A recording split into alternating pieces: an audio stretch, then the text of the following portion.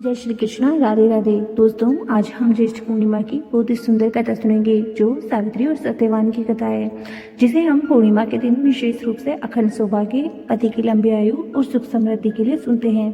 इस दिन कई जगह वट पूर्णिमा भी मनाते हैं, जहाँ महिलाएं वट वृक्ष की पूजा करती हैं। बहुत समय पहले की बात है, मध्य देश पर राजा अशुपति राज करते थे। राजा बहुत ही धर्मात्मा और न्यायप्रिय थे। उनके जीवन में सब कुछ था, लेकिन कोई संतान नहीं थी।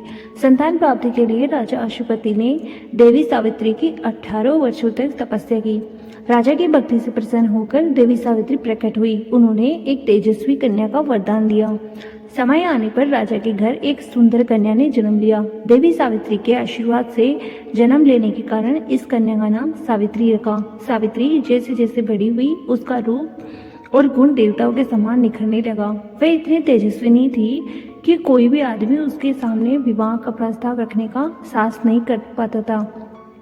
तब राजा अशुपति ने सावित्री से कहा, पुत्री, तुम स्वयं अपने योग्य वर की खोज करो। सावित्री अपने मंत्रियों के साथ वर की खोज में तपोवन और जंगलों की यात्रा पर निकल गई। एक वन में उसकी भेंट सत्यवान से हुई। सत्यवान शाल्व देश के द्युम्नसेन के पुत्र थे। द्युम्नसेन का राजपाट शत्रुओं ने छीन लिया था और वे अंधे हो चुके थे। वे अपनी पत्नी और पुत्र सत्यवान के साथ उसी वन में कुटिया बनाकर रहते थे। सत्यवान बहुत गुणी, माता पिता के सेवक और सदाचारी थे। सावित्री ने मन ही मन सत्यवान को अपना पति स्वीकार कर लिया। सत्यवान का परिवार अपना राज्य खोकर जंगल में सादा जीवन व्यतीत कर रहा था। जब सावित्री लौटकर महल आई तो वहां देवर्षि नारद पधारे हुए थे। सावित्री ने जैसे ही सत्यवान के बारे में बात की, नारद जी चौंक गए। उन्होंने गहरी सांस लेकर कहा, राजन, सावित्री ने वर चुनने में बड़ी भूल कर दी है। सत्यवान सर्वगुण संपन्न है, लेकिन उनकी आयु बहुत छोटी है। आज से ठीक 1 साल बाद सत्यवान की मृत्यु हो जाएगी। राजा अशुपति घबरा गए। उन्होंने सावित्री को समझाया कि वह किसी दूसरे पुरुष को चुन ले, लेकिन सावित्री अपने संकल्प पर अडिग रही। उसने कहा, पिताजी, भारतीय नारी अपने जीवन में पति का वर्ण केवल एक बार करती है। अब चाहे जो हो, मेरे पति केवल सत्यवान ही रहेंगे। सावित्री के दृढ़ निश्चय के आगे सबको झुकना पड़ा और दोनों का विवाह संपन्न हुआ। विवाह के बाद सावित्री राजमहल के ठाट बाट छोड़कर अपने पति और नेत्रहीन सास ससुर के साथ जंगल की कुटिया में रहने लगी।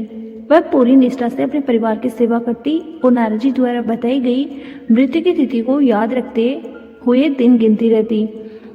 जब सत्यवान की मृत्यु का समय केवल 3 दिन शेष रह गया, तब सावित्री ने 3 दिन का बहुत कठिन उपवास शुरू कर दिया। चौथे दिन, 7 यानी ज्येष्ठ पूर्णिमा के दिन, सत्यवान हमेशा की तरह लकड़ी काटने के लिए कुल्हाड़ी लेकर जंगल की तरफ जाने लगा। सावित्री भी अपने सास ससुर से आज्ञा लेकर सत्यवान के साथ वन की तरफ चल पड़ी। जंगल में लकड़ी काटते समय अचानक सत्यवान के सिर में तेज दर्द होने लगा। उसका शरीर शिथिल पड़ गया। वह पेड़ से नीचे उतरकर सावित्री की गोद में अपना सिर रखकर लेट गया। उसी पल वहां साक्षात मृत्यु के देवता यमराज सत्यवान के प्राण लेने आए। यमराज ने सत्यवान के सूक्ष्म आत्मा को अपने पास में बांधा और दक्षिण दिशा की ओर चलने लगे। अपने पति को जाते देख सावित्री भी यमराज के पीछे पीछे चल पड़ी। यमराज ने उसे रोका और कहा कि मृत्यु लोक की नारी पृथ्वी पर तुम्हारा और सत्यवान का साथ यहीं तक था। अब तुम उसका अंतिम संस्कार करो। इस पर सावित्री ने हाथ जोड़कर कहा, हे धर्मराज, जहाँ मेरे पति जाते हैं वहां मुझे जाना ही है। यही सनातन धर्म है। मेरी निष्ठा और पतिव्रत के बल पर मुझे आगे बढ़ने से कोई नहीं रोक सकता।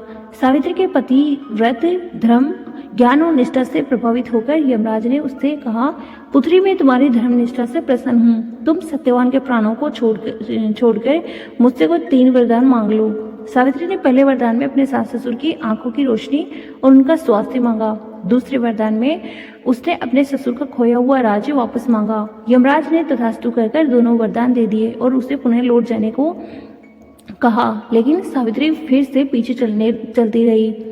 तब यमराज ने उसे अंतिम तीसरा वरदान मांगने को कहा। इस बार सावित्री ने अपनी बुद्धिमानी का परिचय देते हुए यमराज से 100 पुत्रों की माता बनने का वरदान मांग लिया। यमराज ने बिना सोचे समझे तथास्तु कह दिया। वरदान देने के तुरंत बाद यमराज को अपनी भूल का एहसास हुआ, क्योंकि एक सती नारी के प्रति के प्राण लिए बिना उसे 100 पुत्रों की माता बनने का पूरा वरदान वरदान पूरा नहीं किया जा सकता था। अपने ही दिए वचन के बंधनों में बंधकर यमराज को सत्यवान के प्राणों को पास से मुक्त करना पड़ा। यमराज के अंतर्धान होने के बाद सावित्री वापस उसी वटवृक्ष के पास आई जहाँ सत्यवान का मृत शरीर पड़ा था। जैसे ही सावित्री ने सत्यवान के शरीर को स्पर्श किया, सत्यवान में प्राणों का संचार हुआ और वह उठकर बैठ गया। ज्येष्ठ पूर्णिमा के इस व्रत और सावित्री के दृढ़ संकल्प के कारण न केवल सत्यवान को नया जीवन मिला, बल्कि उसके परिवार को धन वैभव, राजपाट, नेत्र ज्योति भी मिली। तभी से कहते हैं, जो भी महिला ज्येष्ठ पूर्णिमा का व्रत रखती हैं, इस कथा को सुनती है, उसके जीवन में अकाल मृत्यु का भय टल जाता है और घर में सुख समृद्धि का वास होता है। धन्यवाद दोस्तों इस कहानी के लिए।